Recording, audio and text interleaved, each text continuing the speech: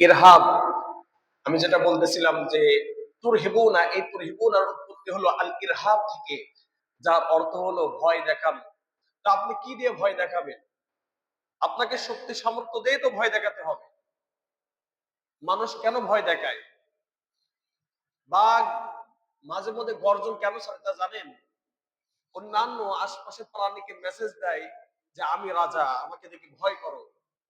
সে যদি চুপসে যায়, তার গর্জন যদি সে আর না দেয়, অন্যান্য প্রাণীরা মনে করবে বাঘ মামা দুর্বল হয়ে পড়েছে, এখন তার উপরে কি করা যায়, একটু প্রতিশোধ নেওয়া যায়।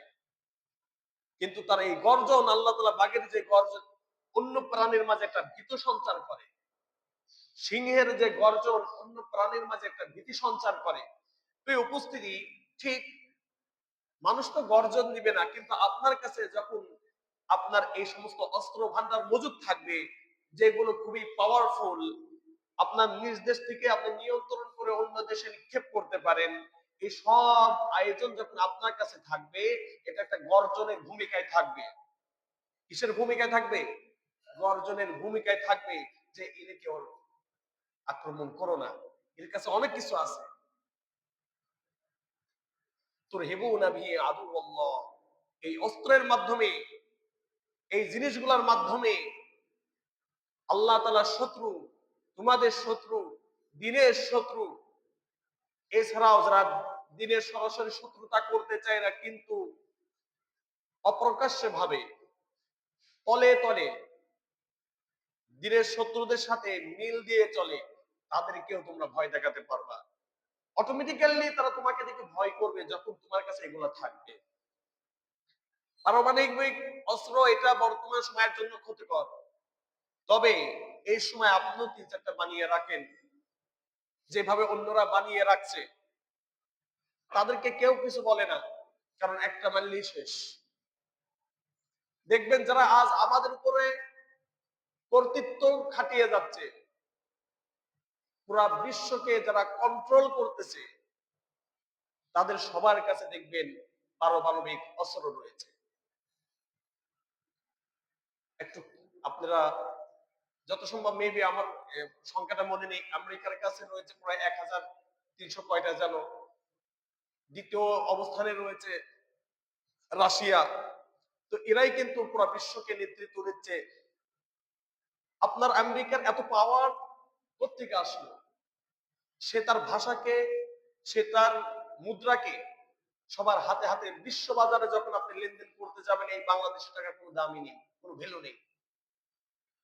আপনি কি জানেন এই আমেরিকা প্রতি সেকেন্ডে, প্রত্যেক মিনিটে তার এই ডলার ভাড়া দিয়ে, আপনি যখন বাড়ি ভাড়া দিয়ে টাকা পান না, মাসকে একটা বেতন পান না, ভাড়াটিয়া থেকে একটা ভাড়া পান, তাই না?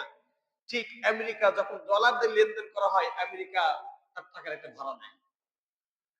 বলেন তো, তার আমি এক জায়গায় এক রাষ্ট্র থেকে মাল কিনবো, কি এমন নিয়ম করে ফেললো যে ওই রাষ্ট্রকে আপনি মাল কিনতে হলে, কোন জিনিস নিতে হলে আপনাকে ডলার দিতে হবে?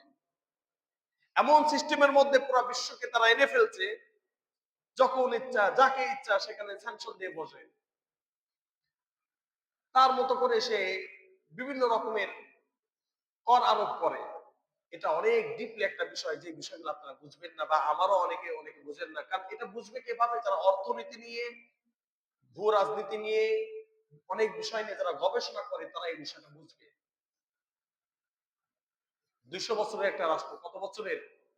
200 বছরের একটা রাষ্ট্র, যেটা পুরো পৃথিবী ব্যাপী, যার প্রভাব বিস্তৃত, পৃথিবীর সর্বরাষ্ট্রে তার আলাদা একটা প্রচন্ড প্রভাব রয়েছে।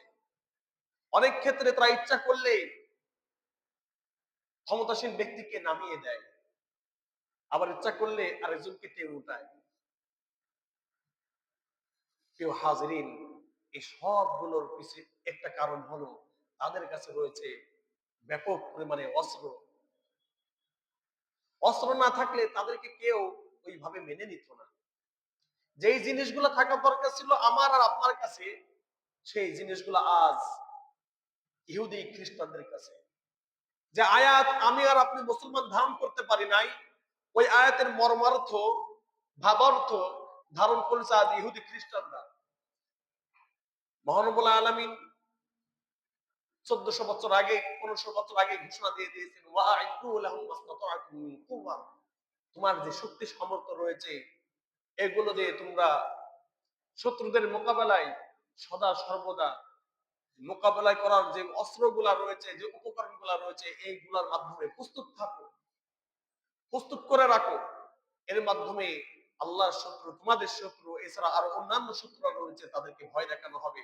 তোমাদের উপরে কেউ আক্রমণ করবে না, তোমরা এক সময় বিশ্ব নেতৃত্ব দিতে পারবা। প্রিয় হাজিরিন, মুসলমানরা দুনিয়ার বুকে আল্লাহ তাআলার হক, আল্লাহ তাআলার দ্বীন কায়েম করার লক্ষ্যে সবার উপরে রাজ করবে, এটা হলো আল্লাহ তাআলার বিধান। এটাই আল্লাহ তাআলার বিধান। কিন্তু আজ বড় পরিতাপের বিষয়, বড় কষ্টের বিষয় যে আজ আমাদের উপরে ইহুদি খ্রিস্টানরা নেতৃত্ব দিচ্ছে। আমরা এটাকে কোনোভাবে এই সার্কেল থেকে, এই জিনিস থেকে বের হতে পারছি না। কারণ, এক নম্বর কারণ, আমরা কোরআনকে ছেড়ে দিয়েছি। কি ছেড়ে দিয়েছি? কোরআন ছেড়ে দেওয়ার অর্থ হলো, কোরআন ছেড়ে দেওয়ার কয়টা অর্থ? এক নম্বর অর্থ হলো যে কোরআন ছেড়ে দেওয়া, কোরআনের সাথে তার সম্পর্ক নেই, সে কোরআন ছেড়ে দিয়েছে। প্রিয় উপস্থিতি, আরেকটি অর্থ হলো কোরআনের সাথে সে কোরআনের তেলাওয়াত করে। বর্তমান বাংলাদেশে 80% 85% মানুষ কোরআনের সাথে কোনো প্রকারের সম্পর্ক নেই। না কোরআনের তেলাওয়াত আছে তার মাঝে, না কোরআনের বিধান তার মাঝে বাস্তবায়ন করার চিন্তা ভাবনা আছে, না কোরআনকে সে ভালোবাসে। আজ এই অবস্থা আমাদের মাঝে। আর যারা কোরআন পড়তে পারে, শুধু কোরআন তেলাওয়াত করে, এর মধ্যে কোরআনের অর্থ কেউ বোঝে না। অনেকের অধিকাংশ মানুষের অর্থ বোঝেন না। শুধু কোরআন তেলাওয়াত করেই সে মনে করে কোরআনের হক আদায় হয়ে গিয়েছে। অথচ কোরআনের মধ্যে কত কি রয়েছে, পুরো বিশ্ব কিভাবে পরিচালনা করতে হবে, সমাজ, রাষ্ট্র, ব্যক্তি জীবন কিভাবে পরিচালনা করতে হবে, এ টু জেড একেবারে সুন্দরভাবে বিস্তারিত খুলে খুলে বর্ণনা করা হয়েছে কোরআনের মাঝে। ইন্না রাব্বি وقال الرسول يا رب إن قوم اتخذوا هذا القرآن مهجورا। আল্লাহর হাবিব বলেছেন, রাসূল বলেছেন, ও আল্লাহ, আমার এই জাতি, আমার এই কওম কোরআনকে গ্রহণ করতে চায় না। এরা তো কোরআনকে বর্জন করেছে, কোরআনকে পরিহার করেছে, কোরআনকে পরিত্যাগ করেছে। তো যখন একটা জাতির, যেই জাতির সম্পর্ক হওয়ার দরকার ছিল সরাসরি কোরআনের সাথে, আর যখনই কোনো জাতির সরাসরি কোরআনের সাথে সম্পর্ক হয়ে যাবে, সে স্বাভাবিকভাবে যার সাথে যার সম্পর্ক হয়ে যায়, তার বিধি নিষেধ, তার বিধিবিধান, তার নিষেধ বিষয়গুলো, করণীয় বিষয়গুলো, বর্জনীয় বিষয়গুলো নির্দ্বিধায় মেনে নেয়। যেহেতু আজ আমাদের সাথে কোরআনের সম্পর্ক নেই, এই জন্য কোরআনের বিধিবিধান আমরা মানতে পারি না, অনেক কষ্ট হয়ে যায়। তো এই কোরআনের সাথে আমরা সম্পর্ক করতে পারি নাই, যার কারণে এই কোরআনকে আমরা দূরে রাখার কারণে আজ আমাদের এই অধঃপতন। কোরআন যেটার অনুসরণ করতে বলেছে, ওমা আতাকুমুর রাসূলু ফাখুযু, মহানবুল আলামিন কোরআনুল কারীমের মধ্যে বলে দিয়েছেন তোমরা কিসের অনুসরণ করবা। কারণ এই কোরআনের পুরো বাস্তব রূপ একজন ব্যক্তির মাঝে ছিল, সেই ব্যক্তিটাকে রাসূল কারীম সাল্লাল্লাহু আলাইহি ওয়াসাল্লাম।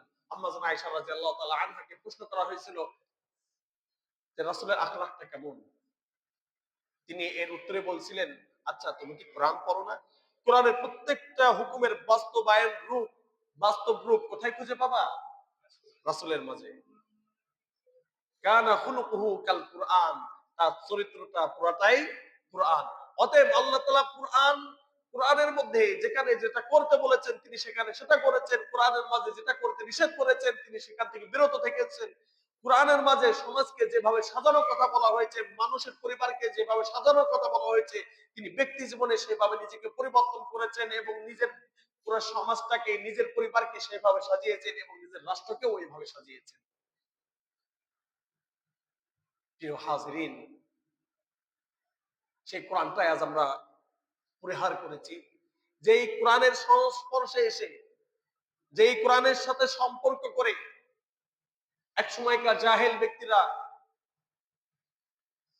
যারা কিছু বুঝতো না, ভাই ভাই দাঙ্গামা হাঙ্গামা, মারামারি ফিতনার কোনো শেষ নেই, সেই সমস্ত বর্বর মানুষগুলো হয়েছিল স্বর্ণের মানুষে রূপান্তরিত হয়েছিল কিসের বদলতে? কোরআনের বদলতে। এই কোরআন আজও আমাদের মাঝে বিদ্যমান, যে কোরআন ব্যবহার করে নবী করিম সাল্লাল্লাহু আলাইহি সাল্লাম তিনি শুধু মদিনা, মক্কা মদিনা এর মধ্যে নেতৃত্ব প্রদান করতেছিলেন। একটা পর্যায়ে যখন মক্কার সাথে চুক্তি হয়ে যায়, তিনি বাইরে অনেক রাষ্ট্রের সাথে চিঠি পাঠাচ্ছিলেন যে হয় তোমরা কোরআন মানো, তোমরা আল্লাহ ধর্মকে গ্রহণ করে নাও, তুমি যে অবস্থায় আছো তোমার সেই অবস্থায় রাখা হবে। এভাবে চিঠি প্রেরণ করতেছিলেন, বিভিন্ন জায়গায় চিঠি প্রেরণ করতেছিলেন। কিন্তু একটা পর্যায়ে হায়াতের তো একটা সীমা আছে, তাই না? হায়াতের দুনিয়াবী হায়াতের একটা সীমা আছে। মহানবুল আলামিন যাকে সারা দেয় তিনি কি করেন? চলে যান। তার চলে যাওয়ার পরে ব্যাপক বিশৃঙ্খলা তৈরি হয়। তো যা হোক, আবু বকর রাদিয়াল্লাহু তাআলা আনহু তার রাষ্ট্র ওইভাবে প্রসারিত করতে না পারলেও ওমর রাদিয়াল্লাহু তাআলা আনহু এসে যাদেরকে চিঠি দেওয়া হয়েছিল, বিভিন্ন রাষ্ট্রে চিঠি প্রেরণ করা হয়েছিল না, ওই সমস্ত রাষ্ট্রে তিনি দিফাই ইকদামি যুদ্ধ পালন করলেন। আল্লাহ দিন প্রতিষ্ঠার লক্ষ্যে তাদের তাদের বিরুদ্ধে জিহাদে কি হয়েছেন? অবতীর্ণ হয়েছেন। রাষ্ট্রের পর রাষ্ট্র, দেশের পর দেশ, সমাজের পর সমাজ সব দখল করে কোথায় অন্তর্ভুক্ত করেছিলেন? ইসলামী সালাতানাতে অন্তর্ভুক্ত করেছিলেন, ইসলামী সাম্রাজ্যে অন্তর্ভুক্ত করেছিলেন। এইভাবে ওমর রাদিয়াল্লাহু তাআলা আনহু প্রায় অর্ধ পৃথিবী, কত পৃথিবী? নিসফুদ দুনিয়া, প্রায় অর্ধ পৃথিবী তিনি রাজত্ব ছড়িয়ে দিয়েছিলেন। ওই সময়কার যে ওমর রাদিয়াল্লাহু তাআলা আনহু কোরআনের এগেইনস্টে ছিলেন, কোরআনের বিরুদ্ধাচরণ করতেন, কোরআনের বিরুদ্ধে ছিলেন, সে ওমর হয়ে গেলেন মহান খলিফা। ওই সময়কার বড় বড় মানুষগুলো কোরআনের সাথে সম্পর্ক করে নিজেকে পরিবর্তন করেছেন, নিজের রাষ্ট্র পরিবর্তন করেছেন কোরআনের সাথে সম্পর্ক করে। এই রাষ্ট্রের বিস্তীর্ণ, এই রাষ্ট্র পরিধি হাজার হাজার কিলোমিটার কি করছেন? বাড়িয়ে দিয়েছেন। এর সাহায্য কোত্থেকে এসেছিল? আর এই রাষ্ট্র বিজয় দান করেছিলেন কে? আল্লাহ। সামান্য অস্ত্রধারী হয়ে পারস্যের সাথে যুদ্ধ করে পারস্যকে হারিয়ে পারস্য দখল করেছিলেন। পারস্যকে ওই সময় বলা হতো সিরিয়া, ইরান। ওই সময় বলা হতো সবচেয়ে শক্তিধর রাষ্ট্র, যাদের সৈন্য রয়েছে, জনদক্ষতা রয়েছে, সৈন্য বল রয়েছে, সৈন্য শক্তি রয়েছে, অস্ত্র রয়েছে, সবকিছু রয়েছে। ইহা সত্ত্বেও মুসলমানদের সাথে কি করে নাই? পেরে উঠতে পারে নাই। কারণ মহানবুল আলামিন বলছিলেন তোমার সামর্থ্য অনুযায়ী তোমরা চেষ্টা করতে থাকো, সেই পরিমাণ অস্ত্র তৈরি করো। তারা এই কাজটা করেছিলেন, পাশাপাশি তারা ইমানি চেতনায় কি ছিলেন? বলিয়ান ছিলেন। একদিকে তাদের সামর্থ্য অনুযায়ী যখন কাজটা করছে এবং তাদের ইমানি চেতনা পরিপূর্ণভাবে যখন কাজে লাগিয়েছে, মহানবুল আলামিনের পক্ষ থেকে হাজার হাজার ফেরেশতা চলে এসেছে, যে ফেরেশতাগুলা তারা দেখতে পায় নাই, যুদ্ধ বিজয় করে দেশ দখল করে নিয়েছে। এবং ওই সময়কার সেখানকার মানুষজন এটা বলতে বাধ্য হয়েছে যে আমরা যার দখলে রয়েছে, যারা আমাদের রাষ্ট্র দখল করে দিয়েছেন, তাদের যে নীতি, তাদের যে আদর্শ আমাদেরকে মুগ্ধ করেছে। 1-2 বছরের মাথায় এই সমস্ত খ্রিস্টান গুলো, ইহুদি গুলো, নাসারা গুলো, মুশরিক গুলো আস্তে আস্তে দলে দলে কোথায় প্রবেশ করতে লাগলেন? ইসলামের মধ্যে প্রবেশ করতে লাগলেন। কেউ হাজিরের ছোট্ট একটি কথা বলে দিই, ঠিক এমনই একটা রাষ্ট্র ছিল, সেটার নাম কি? কুফা। নাম কি? কুফা। বর্তমানে ইরাক। আরো কয়েকটা এরিয়া মিলে কুফা নগরে বলা হতো, যেটাকে বলা হয় ইলমুল মাদিনা, জ্ঞান চর্চার শহর ছিল। কি ছিল? তো ওই সময় দলে দলে মুসলিম, সবাই মুসলমান হচ্ছিল কুফা নগরীতে, অসংখ্য মুসলমান হচ্ছিল। কুফা নগরী থেকে একটা দল আসলো ওমর রাদিয়াল্লাহু তাআলা আনহুর কাছে, ইয়া আমিরুল মুমিনিন। আমিরুল মুমিনিন অর্থ জানেন? ওই সময়কার যিনি প্রধানমন্ত্রী ছিলেন, প্রধান পরিচালক ছিলেন রাষ্ট্রের, ওনারকে লকব দেওয়া হতো আমিরুল মুমিনিন। এসে ডাকতেছেন, ইয়া আমিরুল মুমিনিন, আপনার কাছে একটা আবেদন। বলো তোমাদের কি আবেদন? আমাদের কুফা নগরীতে অনেক মানুষ নতুন নতুন মুসলমান হচ্ছে, দ্বীন কালাম শেখানোর মতো এমন বিজ্ঞ একজন ব্যক্তি আমাদের প্রয়োজন, যে ব্যক্তির এলেমের এই নূরে পুরা কুফাবাসী কি হয়ে যাবে? নূরে নূরান্বিত হয়ে যাবে, হাদিস কোরআনে পারদর্শী হয়ে যাবে। আমরা এমন একজন ব্যক্তিকে চাই। আচ্ছা ঠিক আছে, তোমাদের আবেদন খুব ভালো, তোমরা যে এলেম শিখতে চাও, ইসলাম শিখতে চাও, কোরআন হাদিস খুব ভালোভাবে শিখতে চাও, ভালো আবেদন। তো ওমর রাদিয়াল্লাহু তাআলা আনহু তিনি সভাসদ, মন্ত্রীদের, এমপিদের, আরো যারা যারা রয়েছেন তাদেরকে বসিয়ে তিনি চোখ বোলাচ্ছেন। একদিক থেকে চোখ বোলাতে বোলাতে বোলাতে বোলাতে হঠাৎ একজন ব্যক্তির উপরে গিয়ে তার দৃষ্টি আটকে গিয়েছে। একজন ব্যক্তির উপরে গিয়ে কি আটকে গিয়েছে? দৃষ্টি আটকে গিয়েছে। তিনি বললেন, ইনি যেমন তেমন ব্যক্তি না, ইনি হলেন সাহিবুন নালাইন রাসূলিল্লাহ সাল্লাল্লাহু আলাইহি ওয়াসাল্লাম। নবী করিম সাল্লাল্লাহু আলাইহি ওয়াসাল্লামের ঘুমানোর বালিশ আছে না? ঘুমানোর বালিশ এবং নবী করিম সাল্লাল্লাহু আলাইহি ওয়াসাল্লামের স্যান্ডেল মুবারক। কি মুবারক? পবিত্র স্যান্ডেল মুবারক এবং পবিত্র বালিশ, যার উপাধি ছিল সাহিবুন নালাইনি ওয়াল বিসাদা। আব্দুল্লাহ ইবনে মাসউদ রাদিয়াল্লাহু তাআলা আনহু তিনি বসা ছিলেন, তার দিকে গিয়ে তার চোখটা আটকে গেছে। যার সম্পর্ক, যে রাসূলের বালিশ বহন করে সদা সর্বদা, আর কি বহন করে? তাহলে এই আব্দুল্লাহ ইবনে মাসউদ রাদিয়াল্লাহু তাআলা আনহুর সম্পর্ক রাসূলের সাথে কি পরিমাণ ছিল একবার চিন্তা করা যায়? তাহলে কি পরিমাণ ইলম রাসূলের থেকে পেয়েছে সরাসরি একবার চিন্তা করা যায়? এমন ব্যক্তিকে ওই দলের জন্য বললেন, ও কুফাবাসী, জেনে রাখো আমি ওমরের ব্যাপারে, আমি ওমরের উপরেও তোমাদেরকে প্রাধান্য দিলাম। আজ এমন একজন ব্যক্তিকে তোমাদের সামনে দিয়ে দিচ্ছি, তোমাদের সাথে দিয়ে দিচ্ছি, যে ব্যক্তিকে তোমাদের সাথে প্রেরণ করার মাধ্যমে আমি ওমরের প্রয়োজন থাকা সত্ত্বেও আমি তোমাদেরকে প্রাধান্য দিয়েছি। ওমর রাদিয়াল্লাহু তাআলা আনহু এটা বোঝাতে চাচ্ছিলেন মদিনায় আব্দুল্লাহ ইবনে মাসউদের খুব বেশি প্রয়োজন। তিনি লাগাতার একাধারে তিনি কি ছিলেন?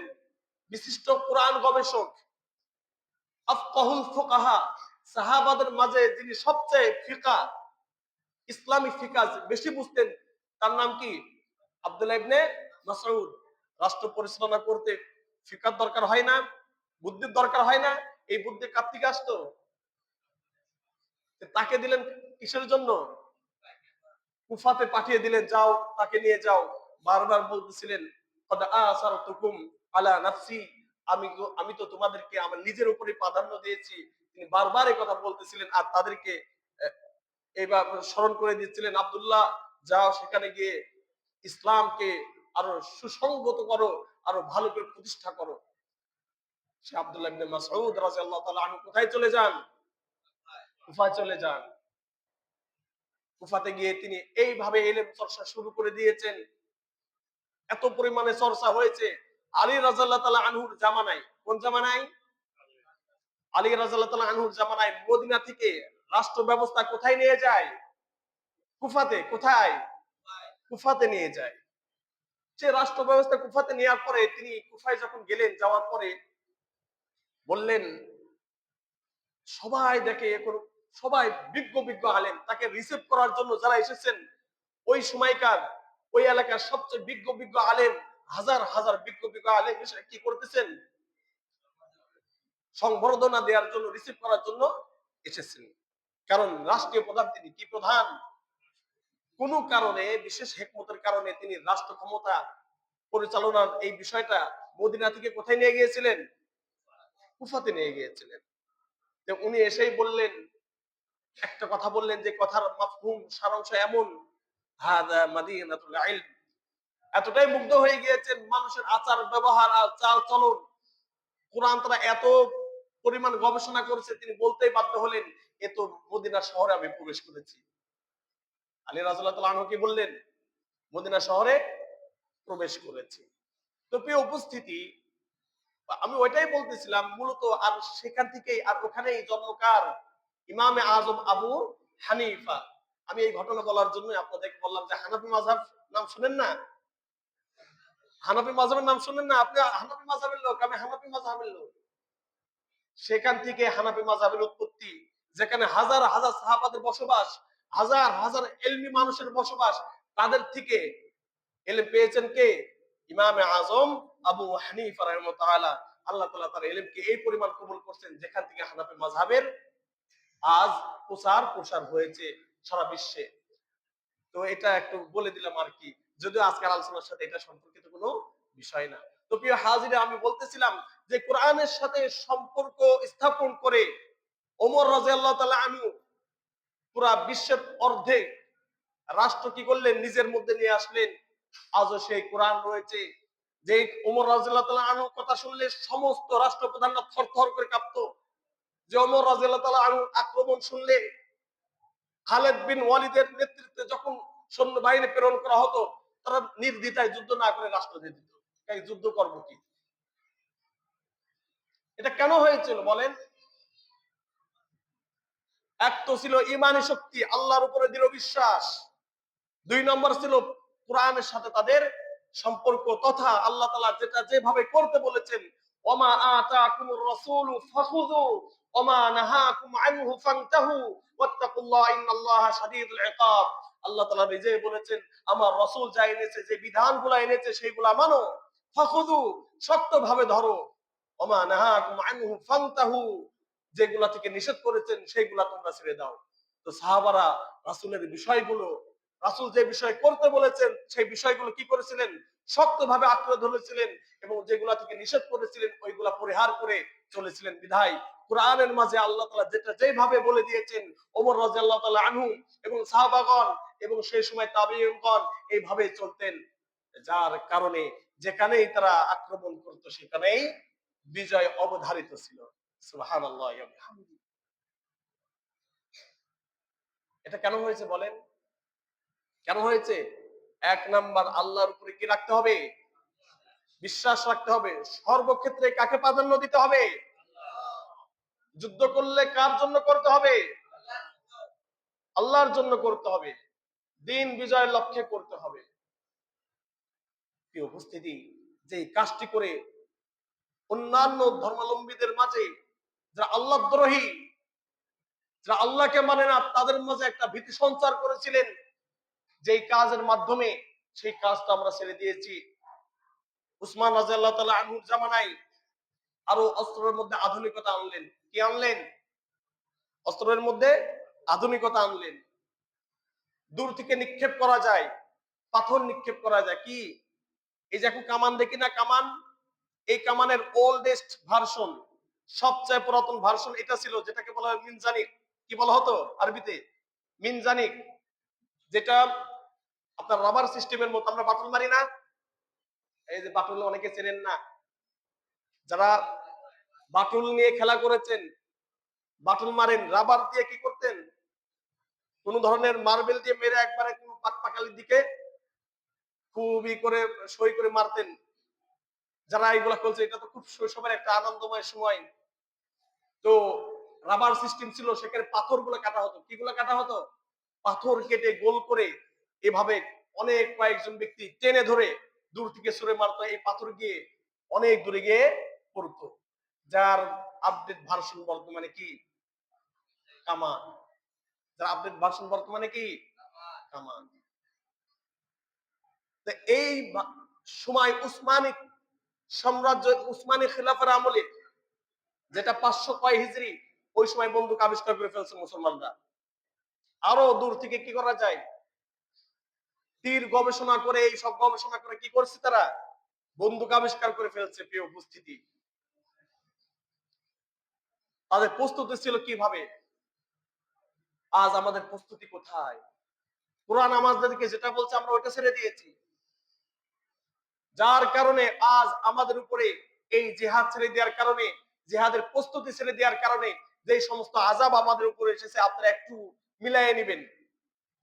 1 নাম্বার, যেই জাতি এবং যে কওম, যে বা যারা এই জিহাদকে ছেড়ে দিবে, জিহাদ থেকে অবহেলা করবে, জিহাদ থেকে গাফেল থাকবে, তাদের দুনিয়া ও এবং আখিরাতে, দুনিয়া এবং আখিরাতে ধ্বংস অনিবার্য। কিভাবে? মহানবুল আলামিন কুরআনুল কারীমের মধ্যে ইরশাদ করেছেন, ওয়া আনফিকু ফি সাবিলিল্লাহি ওয়া লা তুলকু বিআইদিকুম ইলা তাহলুকা ওয়া আহসিনু ইন্নাল্লাহা ইউহিব্বুল মুহসিনিন। তোমরা আল্লাহর রাস্তায় জিহাদ করো, তোমরা আল্লাহর রাস্তায় দান করো। ওয়া আনফিকু ফি সাবিলিল্লাহ, তোমরা আল্লাহ তাআলার রাস্তায় দান করো। ওয়া লা তুলকু বিআইদিকুম ইলা তাহলুকা, নিজেদেরকে ধ্বংসের দিকে ঠেলে দিও না। নিজেদেরকে ধ্বংসের দিকে কি করো না, ঠেলে দিও না। ওয়া আহসিনু ইন্নাল্লাহা ইউহিব্বুল মুহসিনিন, ভালো কর্ম করতে থাকো, ভালো কাজ করতে থাকো। আল্লাহ তাআলা ভালো কাজকারীকে, সৎ পরায়ণ ব্যক্তিকে আল্লাহ তাআলা পছন্দ করে। এখানে সাহাবাদের মধ্যে আবু আইয়ুব আল আনসারী রাদিয়াল্লাহু তাআলা আনহু এটার একটা আয়াতের ব্যাখ্যা করেছেন। কি করেছেন?